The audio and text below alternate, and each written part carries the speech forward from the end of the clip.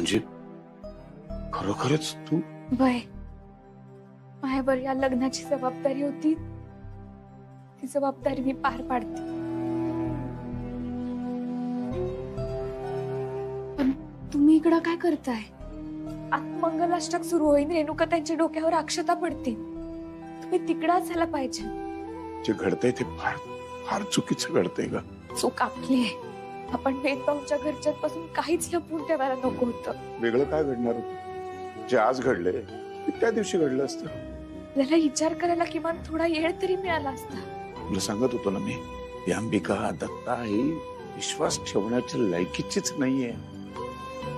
बरोबर डाव साधला की नाही, विश्वासघात केला की नाही अंबिकाने. ऐकलं नाहीस का तू?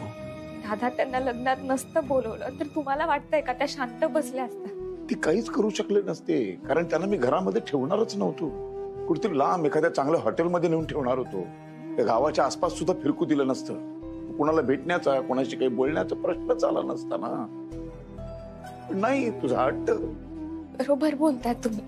आवाज चुकलंच. लग्नात बोलवण्यामागे भावना वेगळी होती. मला दया येत होती त्यांची. हे चुकतं तुझं. त्या दिवशी तो खेळ खेळताना सारंग बरोबर बोलला. तुझी कोणती गोष्ट आवडत नाही, जी जी माणसं तुला त्रास देतात, तुला यातना देतात, तुझा छळ करतात, पटकन त्यांना माफ करून टाकतेस तू. हे चुकतं तुझं. का ग इतकं का? काय करू मी? माझ्यावर संस्कारच तसे झाले. कुणाचाच राग ठेवायचा नाही, कुणाच्या जीवाशी खेळायचं नाही. जे आहे त्यात समाधान मानायचं. कुणातलं हातातलं हिसकायचं ना ताटातलं. आणि गरीब आहे म्हणून आज ज्यांचा सगळ्यात जास्त अपमान झाला इकडं, त्यांचेच संस्कार आहे. मी ना त्या देशमुख कुटुंबाला सोडणार नाही.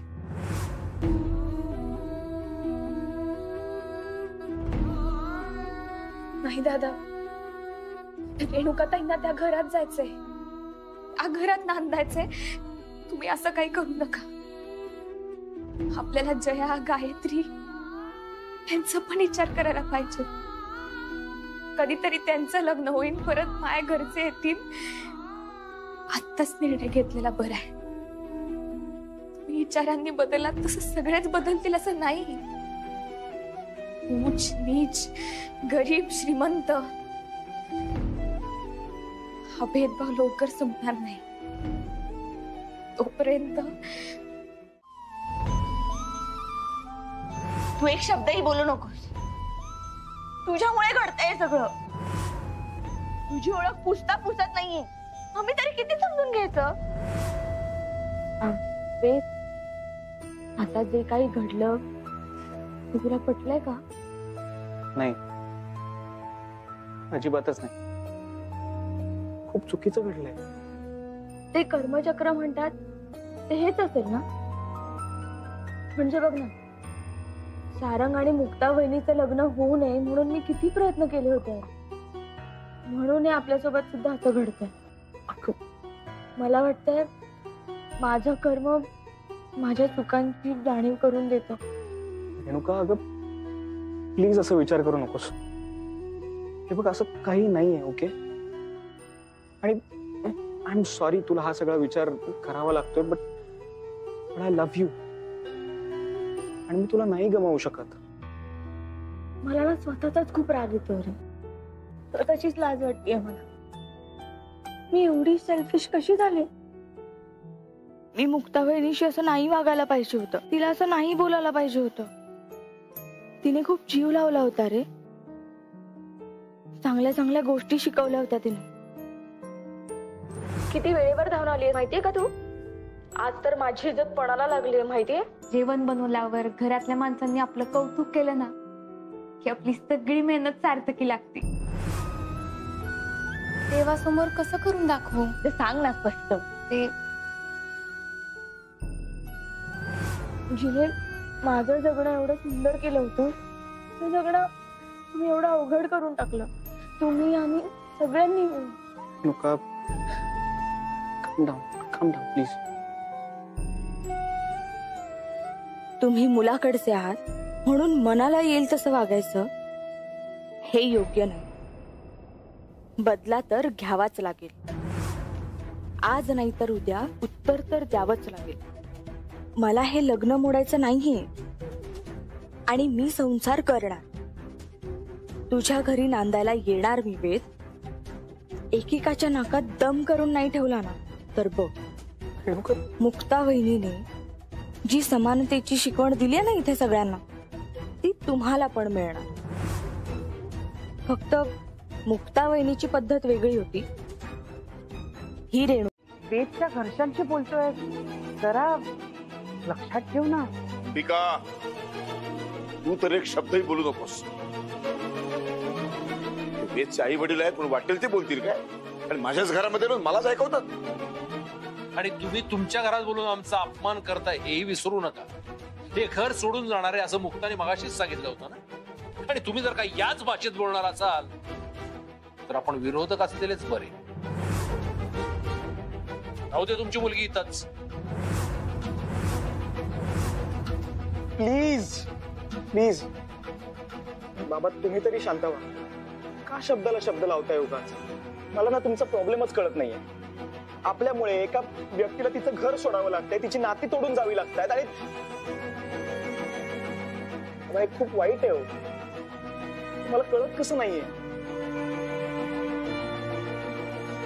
आई, मुक्ता वहिनीला परत आणता नाही येणार का? हा विचार तिला बोलण्याआधी करायला हवा होता रेणुका. ते प्रत्येकाला फक्त स्वतःचा स्वार्थ दिसतोय. तिचं काळीच किती तुटलंय याचा कुणीही विचार करत नाही. ते कुणाला दिसतही नाही. अजून किती सहन करायचंय तिने? तुला दिलेली जबाबदारी पार पाड असं म्हणून मोकळे झालात ना तुम्ही. बघा आता किती छान जबाबदारी पार पडले ते पोरीनी.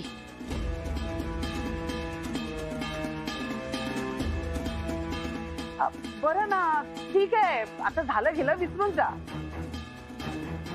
आता ज्याच्या नशिबात जे लिहिलंय ना ते मिळणारच त्याला. आता माझ्याच वाट्याला बघा ना किती काय काय आलंय. भोग कुणाला चुकले आहेत का? आणि दादा कसं आहे ना, शेवटी सगळं इथेच फेडावं लागतं रे. रेणुकाचं पण आता लग्न झालंय की नाही, नवीन घरात नवीन संसार सुरू करणार आहे ती. तर तिला इकडनं दुःखात नाही आनंदात पाठवायचं, म्हणजे इकडनं आनंद घेऊन जाऊ देत तिला. चला चला, आपण रेणुकाची आनंदाने पाठवणी करूया. रावसाहेब, मला असं वाटतं की ही कटुता ठेवून नवीन नातं निर्माण करण्यात काहीच अर्थ नाहीये. झालं गेलं इथंच सोडून देऊया, राहू दे तिथेच. रावसाहेब, लग्न सोहळा पार पडला, आम्हालाही पुढे जाऊन विधीची तयारी करायची आहे. तेव्हा लवकरात लवकर आमची पाठवणी करा. लग्न न मोडता परतफेड करणार. आता प्रत्येक त्रासाची परतफेड करण्याची वेळ आली आहे रेणुका. तुम्ही यायच्या आधी बघते ते हेच म्हणत होती की आपले दाजी किती चांगले आहेत ते. मला पैसावाला नवरा नसला तरी चालेल, पण दाजींसारखं जीव लावणारा पाहिजे. बरोबर बोलली भक्ती. एवढं सगळं घडल्यानंतर पण त्यांनी मला एकटीला नाही सोडलं. माझ्यासोबत हे पण घराबाहेर पडले. दाजी भारी.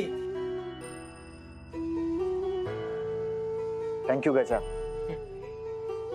अण्णा, आई, बघा तुम्ही अजिबात टेन्शन घेऊ नका. शक्य तेवढा हातभार लावण्याचा प्रयत्न करेन आणि लवकरच भाड्याने एखादी खोली आम्ही बघू आणि शिफ्ट होऊ. काय तुम्ही काय बोलत आहे? कायला पाहिजे भाड्याचं घर दुसरं?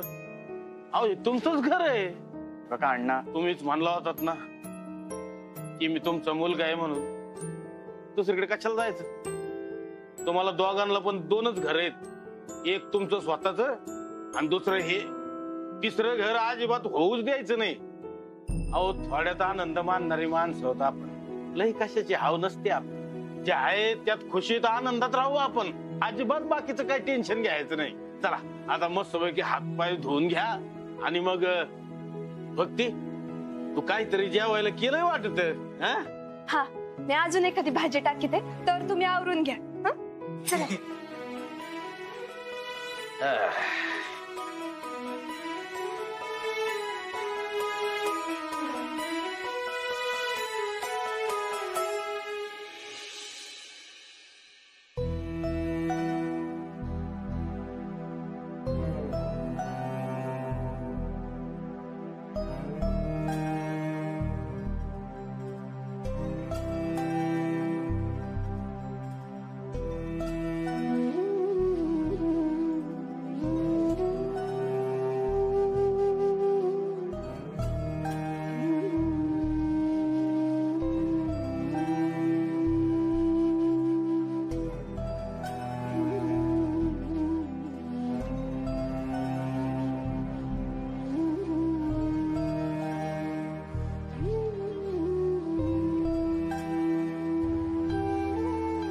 किती अडचणी आल्या तरी मला खात्री आहे की तू साथ सोडणार नाही.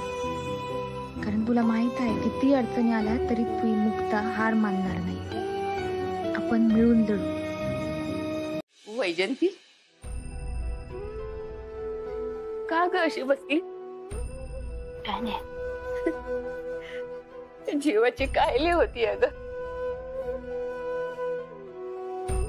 अशी कशी सोडून गेली आपल्याला मुक्ता. सारंग बी गेला, कसं जगायचं आपण? समज चांगलं चाललं होत, ते गेली आणि दोघच मी आपल्या वाऱ्यावर सोडून गेली. दोघं मलाही बोलायचं त्या दोघांशी. फोन कर की फोन कर. उपळा करायचा प्रयत्न केला, लागतच नाहीये फोन दोघांचा. असं का करते ते? निदान म्हणावं आम्हा दोघींनी तुमच्या संकट तरी न्यायचं. राहिलं असतं कसं बी. का नाही नेलं आपल्याला? का माया पातळ केली दोघांनी? हॅलो मुक्ता, मुक्ता कुठेच बाळा तू? मोठी आई मी माझ्या घरी आहे. काय झालं ग हे सगळं? अनपेक्षित आणि इतकं लाजीरवाड आहे ना, कुणाला दोष द्यावा तेच कळत नाहीये मला. मोठी आई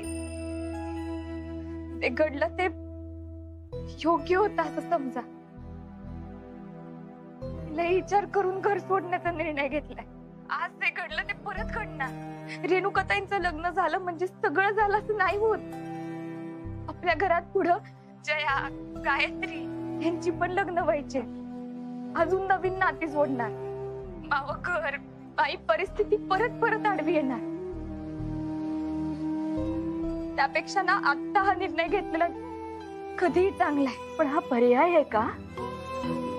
स्वतःचं घर सोडून जाणं हा पर्याय कसा असू शकतो मुक्ता? वैजंती फोन दे, मी बोलते तिच्याशी. हे मुक्ता परत ये ना बाळा. का सोडून गेलेस ग? तू गेल्यापासून या खोडीतनं परान गेल्यासारखं झालंय बघ. परत ये. मला परत बोलवत आहे? काय काही गरज नाही तिची. आम्हाला सांगून टाका तिला. निघून गेलीस ना म्हणावं आम्हाला सोडून. आता आम्हालाही तुझी गरज नाहीये. सांगून टाका स्पष्टपणे तिला. स्वतःच बोल. तुझा निरोप द्यायला आम्ही काय मोकळं नाही.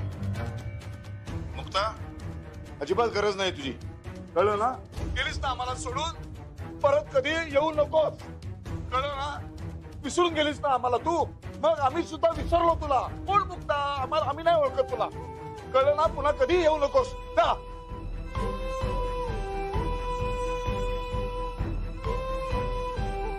अशी कशी निघून जाऊ शकते ही मुलगी? आधी जीव लावायचा, माणसाला पूर्ण बदलायचा आणि स्वतः निघून जायचं. गरज काय होती? मोडलं असतं ना, रेणुकाचं लग्न मोडलं असतं. माझी पोरगी घरात बसली असती, काय फरक पडला असता? हिली जायची काय गरज होती? गेले ना, आता जाऊ दे. जाऊ दे, आता नकोच आहे ती आपल्याला. मग काय, ती आम्हाला विसरली, आपणही विसरून जाऊ तिला. नको ती. पण एक फॅमिली म्हणून मी तुमच्यासोबत कधीच नसेल.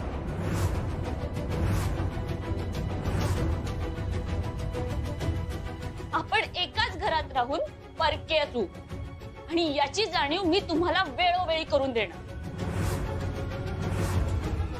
आणि यापेक्षा मोठी शिक्षा तुमच्यासाठी कोणतीच नसेल.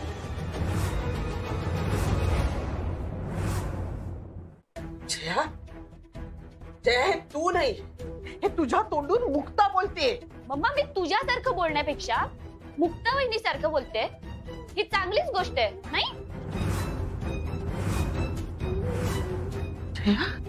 मला तुमची ना लाज वाटते.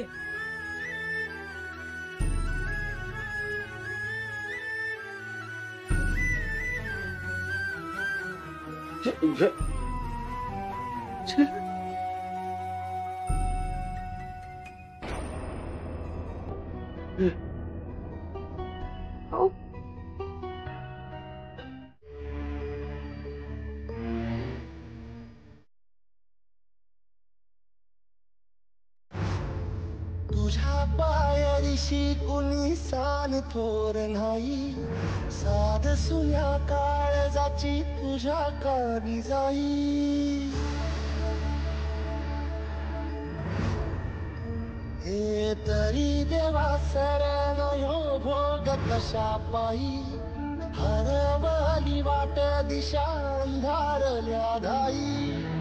वाढूनी उधळतो जीव माय बापा, वनवायोरी पेटला खेळ मांडला, खेळ मांडला.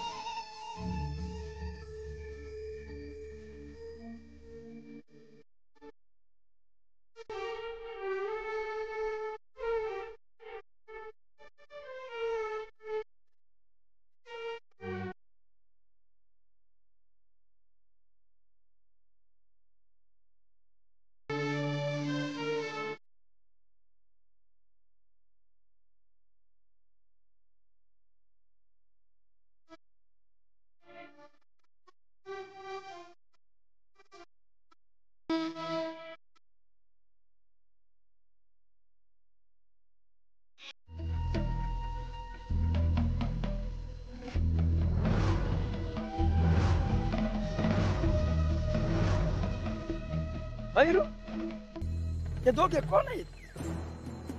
ही मुक्त आहे आणि त्यांचा नवरा सारंग. नाही रे,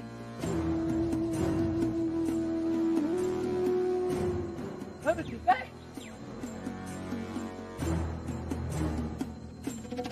हा सारंग आणि मुक्ताच आहे. पण असे कशा दिसायला लागले? मला वाटतं काळ थोडा मागे गेला. सारंग जेव्हा पहिल्यांदा मुक्ताला न्यायला घरी आला होता ना, अगदी तसे दिसताय दोघे.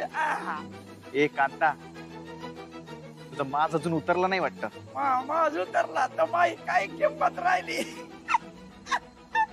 पैकी नाही. ए कांता, या तोंडून मुक्ताचं नाव घ्यायचं नाही. मग तिचं घेतो. तवा तवा मी तुम्हा दोघांना बघतो, तवा तवा मला तुझी लव्ह स्टोरी आठवते. मग भक्तीची लय आठवण येते. भक्ती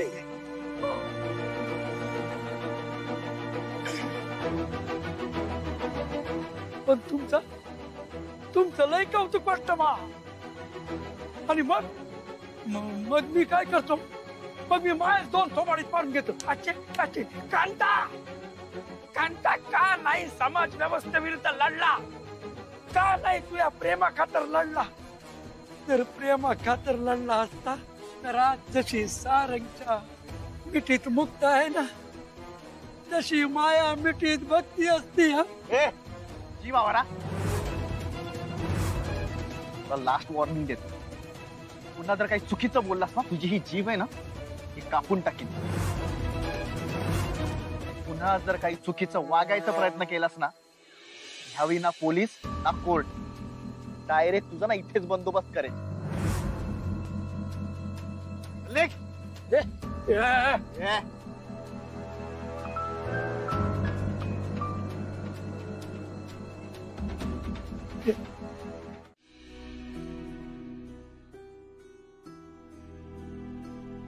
रेणुका काय चाललंय तुझं? काय अवस्था झाली जरा बघ तू. मोठ्या मी तिला हेच कधीपासून सांगायचा प्रयत्न करतोय पण माझं ऐकतच नाहीये ती. तुझा एवढा राग येतोय ना मला छोट्या नखाने ओरबाडून काढावं. रेणुका काय वागते सगळं तू? मोठे जाऊ दे आपण तिच्या कलाने घेऊ. अरे पण असं वागतात का बे? तुझ्या घरच्यांना सुद्धा सोडणार नाहीये मी. चांगला धडा शिकवणार आहे त्यांना. काय झाले तू असं का वागतेस? असं नको वागू बाळा. हे बघ आता झाला तेवढा तो हा तमाशा झाला तेवढा तमाशा बास झाला. ऐक जरा बाळा आमचं आता तरी घरात जरा शांतता नांदू द्या.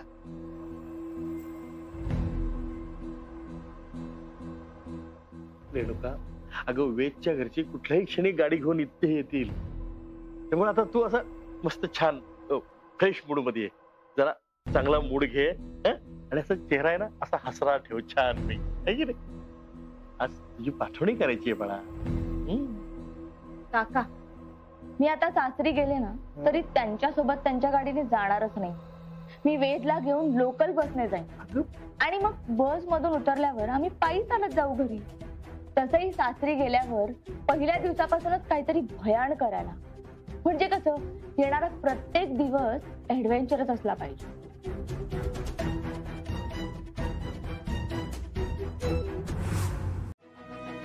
आणि जर का पैशाचा प्रॉब्लेम असेल तर मला सांगा ना मी देतो ना. नाही नाही अहो हे किरकोळ आहे. तुम्ही बिंदाच राहा होऊन जाईल. बस तुम्ही माय काळजीच मिटवली. बर चला ठेवू मग. हा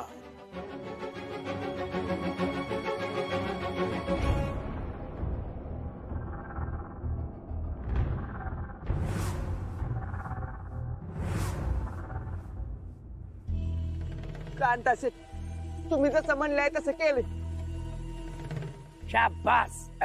कांता शेठ तुम्ही माया बरोबर असं नका वागत जाऊ. हे खड्ड्यात उभा करून माझ्याकडून कापड बदलून हे असं काय काय करायला लावले. काय सांगू तुम्हाला पाठी मग 2-2 ठिकाणी खर्च आटलाय. तुला काय 5 स्टार मध्ये हॉटेलचं रूम द्यायची का कापड बदलायला? सुनिया सुशिक्षित बेकार आहे ना तू. मायामुळे तुला 4 पैशाची नोकरी लागली. तक्रार करायची नाही सांगेन ते ऐकायचंय कसं. नाहीतर तू ही आर्थिक रोजंदारी आहे ना ती पण आम्ही काढून घेऊ. अरे लोक रस्त्यावर येतात तुला आम्ही खड्ड्यात आणू चालन. आता अजून पैसे कुठून आणायचे? आणि आधी ते बुंदीचं ठरलं होतं ना मग हे गुलाबजामुनचं काय मध्येच. तुम्ही ना मान्यच नव्हतं करायला पाहिजे ना. अगं नाही कसं म्हणणार आपण. आपली काही इज्जत राहिली असते का तिथं मग.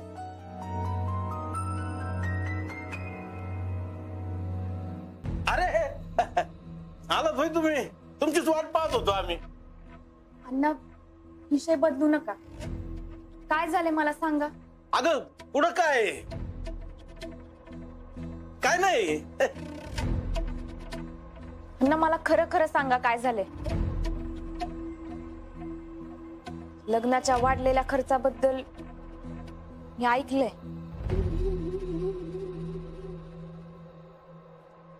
खर्च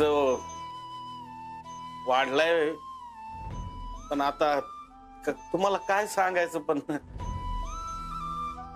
आधी सारंगरावांनी 50,000ची मदत केली आहे. त्यांच्यावर मला जास्तीचं वजन नाही टाकायचं पोरी. अण्णा भक्तीचं लग्न फक्त तुमच्या दोघांची जबाबदारी नाहीये आपल्या सगळ्यांची जबाबदारी आहे. आणि यांच्यावर ओझं टाकायचा प्रश्नच येत नाही कारण मी हे होऊच देणार नाही. अगं मुक्ता मी तुमचं कर्तव्य पार पाडलंय. आता भक्तीची मोठी बहीण म्हणून मला मावं कर्तव्य पार पाडायचं. मला माहित आहे तुम्ही काय दादा पण मदत करायला तयार होती, पण अण्णांना हे अजिबात आवडणार नाही. आता मला मावं कर्तव्य पार पाडायची वेळ आली.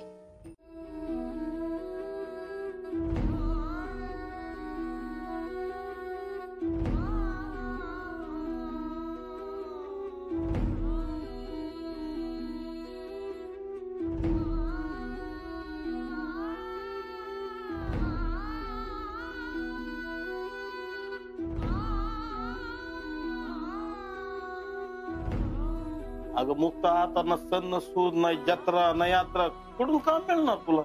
मी संबळ हातात घेतला, आता तोच रस्ता दाखवेल. मी काळजी नका करू.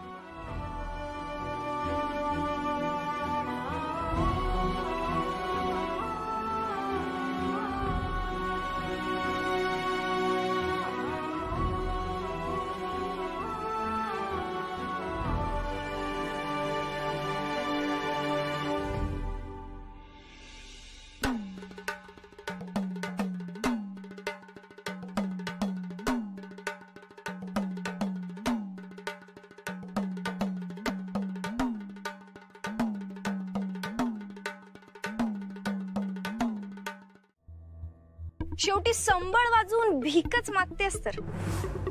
आर्या बिचारी सारंग, अरे नगरकराची सून व्हायची लायकी नाहीये रे हिची.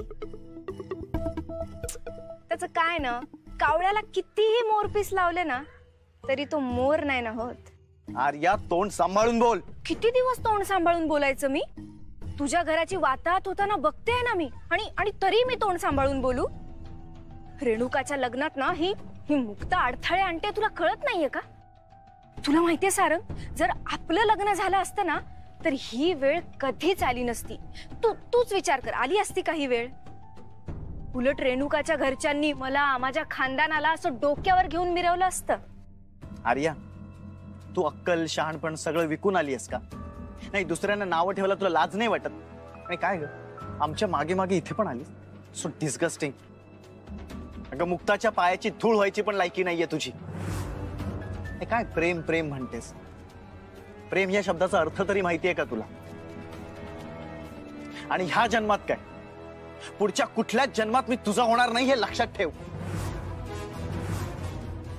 अजून एक, प्रेम ही ना हिसकावून घेण्याची गोष्ट आहे ना भीक मागून घेण्याची गोष्ट आहे.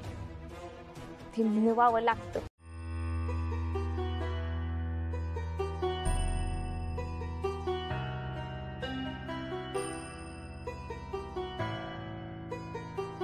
वीस हजार एवढे पैसे कुठून आणले?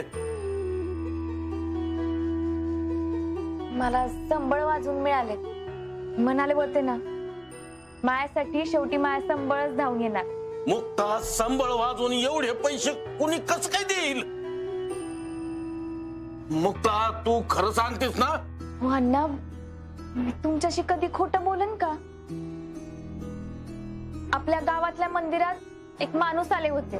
ते देवी आईकडे नवस बोलले होते, मुलगा व्हावा म्हणून. देवी आईनं त्यांचं ऐकलं आणि त्यांना 5 वर्षानंतर मुलगा झाला.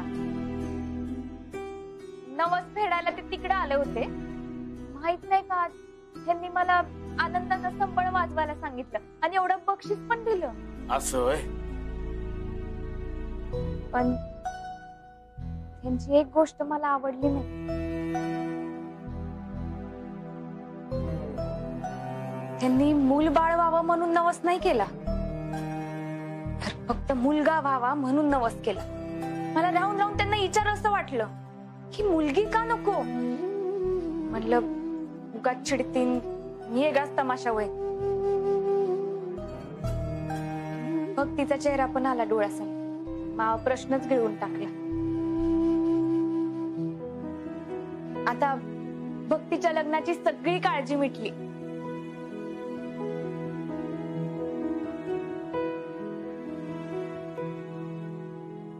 मुक्ता, अगं तुझा जन्म झाला ना तर माई पण इच्छा होती की मला पहिला मुलगाच व्हावा. म्हणजे लगेच हाताखाली येईल. पण तू झाली आणि मी थोडा नाराज झालो. आणि आता माई पोरगी 10 पोरांचं काम एकटी करते. येळ प्रसंगी बापाची जागा घेऊन घराचा आधार होऊन उभी राहते. खरंच मुक्ता, तू पोटाला आली आणि माझ्या जन्माचं कल्याण झालं पोरी. तुम्ही आधी आचार्याला फोन लावा आणि गुलाबजामन जास्तीच्या जेवणाचं सांगा. आम्ही आता लगेच सांगतो की हे काय.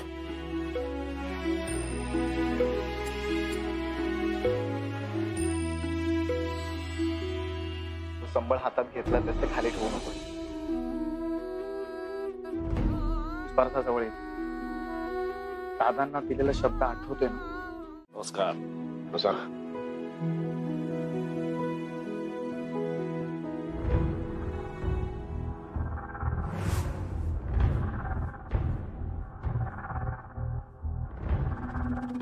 हे काय रेणुकाने अजून आवरलेलं नाही वाटतं. ते मी हो रेणुका तयारच होतीये, होईल तयार 5 मिनिटात. होईल. रावसाहेब, काल जे घडलं ते आपण सगळ्यांनी विसरायला हवं. काय की त्याशिवाय दोन्ही कुटुंबाचा पुढचा प्रवास चांगला होणार नाही. आता आमच्याकडेच बघा ना, आम्ही झालं गेलं विसरून सगळं सोडून देऊन तुमच्या समोर उभे आहोत. हो ना, तसं पाहायला गेलं तर ठेच आम्हाला सुद्धा लागलीये. काल सुनेशिवाय घरी गेलो, लोकांना उत्तर द्यावी लागलीत आम्हाला. तरी काही तक्रार न करता आम्ही इकडे उभे आहोत. नशीब वेदची हत्या काल घरी नव्हती. सुनेशिवाय आम्ही आलेलं बघून तिने भयंकर थैताट केला असता. आज तिला फ्लाईट मिळाली आहे. आम्ही गावी जाईपर्यंत ती पोचेल. जे झालं ते चांगल्यासाठी झालं असं म्हणूयात. आणि मुलांच्या भविष्यासाठी आनंदाने हसत खेळत रेणुकाची पाठवणी करा. चला, गाई करायला हवी. हो रेणुका प्लीज. अरे वेद, मी घरी येणार नाही असं म्हटलंय का? मी नक्की येणार, पण माझ्या अटी मान्य झाल्या तरच.